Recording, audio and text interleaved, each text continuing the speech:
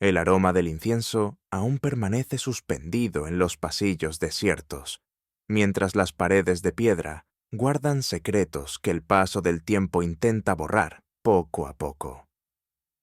En el silencio espeso de un convento madrileño del siglo XVII ocurrió algo durante las horas más silenciosas de la noche. Algo que la Iglesia decidió presentar como un milagro, aunque los documentos de la época lo describen con términos muy distintos. San Plácido, un nombre que debería inspirar santidad. Sin embargo, detrás de esos muros blancos, entre oraciones y penitencias constantes, se escondía una verdad muy diferente. Una verdad hecha de murmullos, de cuerpos encendidos por devoción, o quizá deseo, y de confesiones que jamás debieron ser escuchadas. ¿Qué sucedía realmente en aquel convento cuando las velas dejaban de arder? ¿Y hasta qué punto la fe puede servir como disfraz para impulsos que la propia alma considera condenables? Antes de continuar con esta historia que el tiempo casi logró enterrar, apoya este canal dedicado a revelar las verdades ocultas del pasado. Suscríbete y deja tu like. Es un gesto sencillo, pero nos permite seguir investigando aquello que el poder trató de silenciar. La versión oficial es breve, cómoda y conveniente. Según los registros eclesiásticos, el convento de San Plácido fue escenario de fenómenos místicos entre los años 1628 y 1630. Las jóvenes novicias aseguraban vivir éxtasis divinos, levitaciones y visiones celestiales. La Santa Inquisición intervino. Algunas almas fueron consideradas poseídas. Se realizaron exorcismos. El caso se dio por concluido. Dios había vencido. El mal había sido expulsado. Así de simple. Pero los documentos narran algo muy distinto. De acuerdo con un registro conservado en el Archivo Histórico Nacional de Madrid y fechado en 1628, las autoridades religiosas clasificaron al principio el caso como una manifestación de éxtasis divino. Sin embargo, los relatos de las propias monjas revelan algo mucho más inquietante. No eran visiones angelicales las que irrumpían en aquellas madrugadas silenciosas. Eran encuentros de naturaleza carnal, abrazos que ardían, caricias que dejaban huellas en la piel y en la conciencia. Lo que ocurría en San Plácido no era posesión demoníaca. Era algo mucho más humano, pero también más complejo. La lucha desgarradora entre el cuerpo y el voto, entre el deseo y la culpa, entre la naturaleza y la doctrina impuesta. Y en el centro de aquella tormenta se encontraba un hombre, un confesor, un sacerdote que conocía cada secreto de esas mujeres y que utilizaba ese conocimiento de formas que los tribunales eclesiásticos intentarían ocultar desesperadamente. Piénsalo un instante. Cuando lo sagrado y lo prohibido habitan el mismo lugar, ¿quién decide qué es pecado y qué es redención? Fray Francisco García Calderón llegó a San Plácido en 1623, un hombre de mediana edad, con una voz suave y una mirada que parecía atravesar a quien tenía enfrente. Llevaba consigo la fama de ser un guía espiritual excepcional, alguien capaz de conducir a las almas perdidas de regreso a la luz divina. Las mujeres lo recibieron con devoción. Después de todo, él era el representante de Dios en aquel diminuto mundo de piedra y silencio. Las confesiones iniciaron como algo inocente, pequeños pecados, pensamientos impuros que eran confesados y perdonados con rapidez. Pero Fray Francisco tenía un método muy particular. No se conformaba con palabras superficiales, exigía detalles. Quería que las mujeres describieran sus sueños, sus pensamientos nocturnos y las sensaciones que aparecían cuando la soledad de la celda se volvía insoportable. Afirmaba que conocer el pecado era esencial para poder combatirlo. Una de las monjas, doña Teresa del Valle, de apenas 19 años, dejó un testimonio inquietante en los documentos del proceso inquisitorial de 1630. Relató cómo las sesiones de confesión se hicieron cada vez más largas, más privadas. Cómo el sacerdote comenzó a formular preguntas que la hacían ruborizarse, sentirse avergonzada, pero también extrañamente consciente de sensaciones que ni siquiera sabía nombrar. Escribió algo así. Él me decía que para purificar el alma era necesario antes reconocer el cuerpo, que Dios nos creó con deseos para que pudiéramos aprender a dominarlos. Y entonces me pedía describir cada pensamiento impuro, cada sueño, cada ocasión en la que mi cuerpo reaccionaba de formas que yo no comprendía. Fray Francisco llamaba a eso un examen profundo de conciencia. Años después, la Inquisición usaría otro término: manipulación. Pero en aquel momento, aisladas del mundo, sin referentes más allá de los que el confesor les ofrecía, las mujeres creían estar siguiendo un camino de purificación espiritual. Ignoraban que estaban siendo preparadas para algo mucho más oscuro. La fe que debía liberarlas se transformó en su propia prisión. Y ellas, obedientes y devotas, entregaban no solo sus almas, sino también sus cuerpos, su voluntad, su capacidad de distinguir lo correcto de lo perverso. Pero dime, ¿qué opinas? Cuando alguien controla por completo la conciencia ajena, ¿dónde termina la guía espiritual y dónde empieza el abuso? Siempre ocurría después de las madrugadas, cuando el convento quedaba sepultado en el silencio más profundo. Entre las 3 y las 4 de la mañana, algunas mujeres eran citadas. Un golpe suave en la puerta de la celda, un murmullo que rozaba el corredor. El padre desea verla en la sacristía. Doña María de la Purificación, otra de las mujeres involucradas, describió estas llamadas con palabras que mezclaban temor y algo parecido a la expectativa. Contó que Fray Francisco las recibía en una habitación pequeña, iluminada únicamente por una vela. Decía que aquel instante era sagrado, un ritual de purificación que solo las almas más elevadas podían comprender en profundidad, y entonces daban inicio los llamados ejercicios espirituales.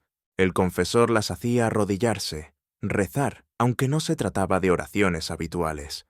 Eran invocaciones que combinaban fervor religioso con un uso deliberado del cuerpo. Él rozaba sus cabezas, sus hombros, sus manos. Alegaba que estaba expulsando demonios, que la gracia divina fluía a través de ese contacto.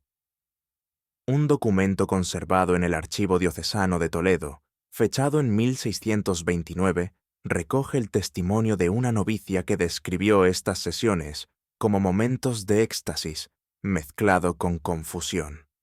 Ella afirmaba: «Yo no entendía si lo que sentía provenía de Dios o del diablo. Mi cuerpo reaccionaba de formas que me avergonzaban». Pero el padre insistía en que todo era normal, que formaba parte del proceso de santificación, que incluso las santas habían atravesado experiencias semejantes. Y, en cierto modo, tenía un punto a favor. Las santas realmente había dejado escritos sobre éxtasis místicos usando un lenguaje intensamente físico.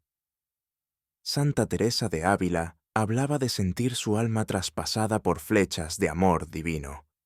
Santa Catalina de Siena describía su unión con Cristo en términos casi nupciales. Fray Francisco tomaba estas referencias, las deformaba y las utilizaba como justificación para actos que no tenían absolutamente nada de sagrados. Las monjas creían vivir experiencias místicas.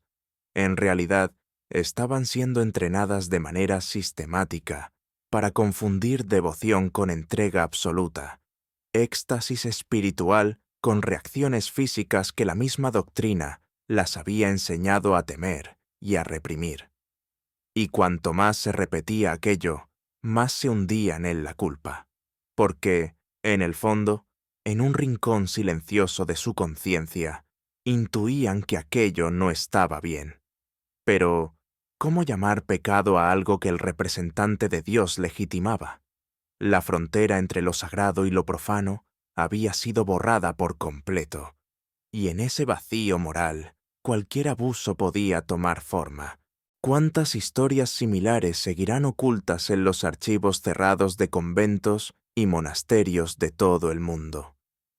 Todo se vino abajo cuando una de las monjas quedó embarazada. Doña Leonor de Mendoza tenía 22 años. Procedía de una familia noble. Entró al convento sin vocación propiamente dicha, simplemente porque la costumbre dictaba que las hijas solteras tomaran los hábitos. Durante meses participó en los ejercicios espirituales dirigidos por Fray Francisco, hasta que su cuerpo comenzó a mostrar aquello que el silencio trató de ocultar. El embarazo de una religiosa era un escándalo absoluto. No había forma de encubrirlo. No existía explicación aceptable. La propia estructura de la Iglesia, cimentada en pureza y castidad, se resquebrajaba frente a aquel vientre que crecía sin remedio. Las autoridades fueron alertadas. La Inquisición tomó control del asunto. Los interrogatorios empezaron en marzo de 1630. Poco a poco, los velos cayeron. Las confesiones comenzaron a acumularse. No era solo Leonor. Otras monjas también habían participado en los rituales nocturnos. Algunas relataron escenas incluso más inquietantes.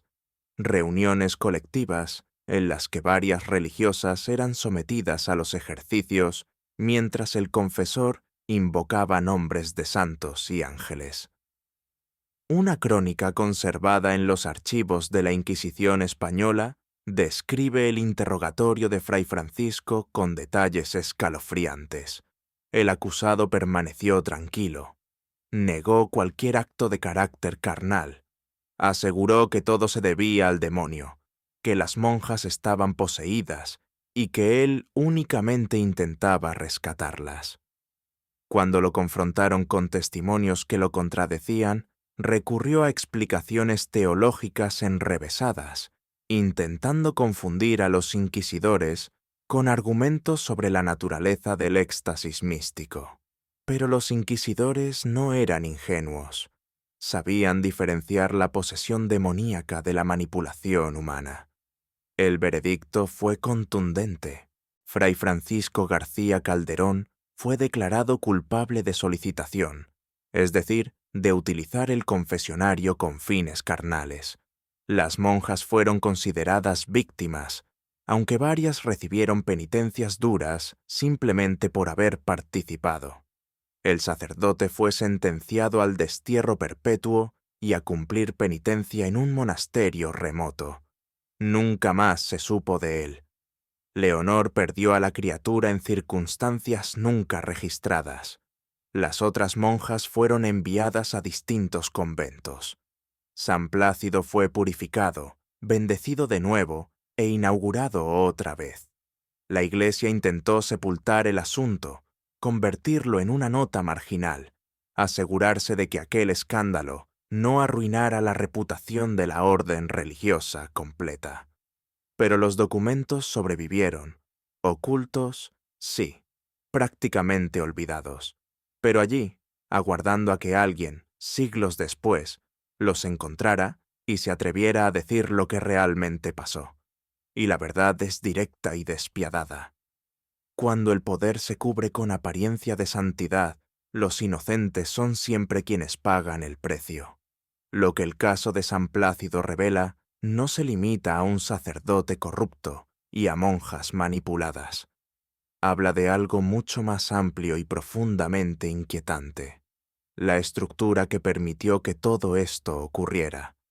La red de poder, silencio y culpa que convirtió a víctimas en aparentes cómplices, que llevó a mujeres inteligentes y sensibles a desconfiar de sus propios instintos, que permitió que un hombre utilizara el nombre de Dios como protección para justificar sus propios impulsos. Como escribió el historiador Carlo Ginzburg, experto en procesos inquisitoriales. La frontera que separa lo sagrado de lo profano es frágil y casi siempre trazada por quien detenta el poder. Quien posee la autoridad moral también controla la definición de lo que constituye pecado y lo que se entiende como salvación. Y cuando esta autoridad actúa en espacios cerrados, aislados, sin testigos ni voces que cuestionen, el abuso termina por volverse inevitable. Las monjas de San Plácido no eran ingenuas.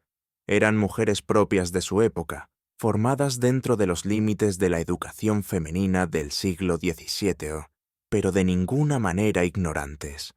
En lo más profundo sabían que algo no encajaba, pero ¿cómo confiar en su propio juicio cuando toda la estructura que las rodeaba, iglesia, familia y sociedad, les repetía que su mayor virtud era obedecer?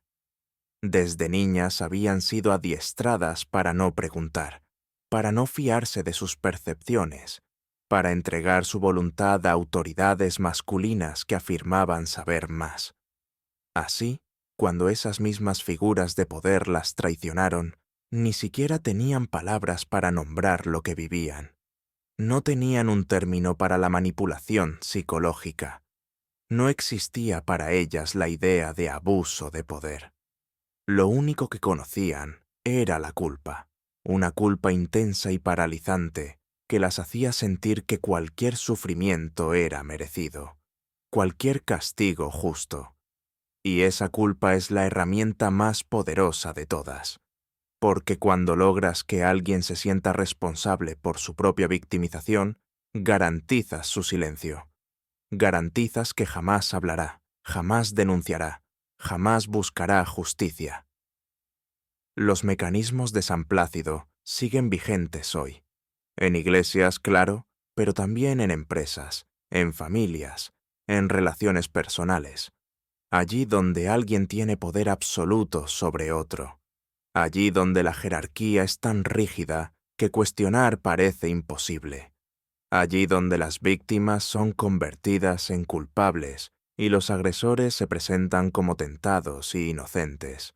La historia de San Plácido es un espejo, y lo que refleja no pertenece solo al pasado. Las paredes de San Plácido siguen en pie. El convento existe todavía, restaurado, turístico, hermoso bajo el sol madrileño. Los visitantes recorren los mismos pasillos que aquellas hermanas caminaron, contemplan los frescos, la arquitectura, la sobriedad elegante del estilo conventual. Pero nadie menciona lo que ocurrió allí. Nadie recuerda los gritos ahogados, las lágrimas silenciosas, la confusión que debió devastar a aquellas mentes jóvenes. Nadie habla de los hijos que nunca nacieron, de las vocaciones destruidas, de las vidas quebradas en nombre de una pureza que, en realidad, funcionó como un disfraz perfecto para el pecado. La versión oficial prefiere callar. Prefiere la historia pulida, cómoda, aceptable. Prefiere reducir todo a una nota al pie sobre escándalos menores del siglo XVII. Pero los documentos siguen allí, guardados, esperando, declarando. Y cuentan una verdad que ninguna pared puede ocultar, que el mal no necesita números ni olor a azufre. A veces se viste con hábito, a veces reza, a veces habla con voz de autoridad divina, y lo más terrible es que, en ocasiones, logra convencer a sus víctimas de que el infierno que sufren es, en realidad, un camino hacia el cielo. ¿De verdad esos horrores quedaron atrás? ¿O acaso el poder, en cualquier época, siempre encuentra la forma de santificar su propio pecado? Déjame tu opinión en los comentarios, porque esta es una conversación que debe continuar, no solo sobre la historia, sino sobre el presente que seguimos llevando encima.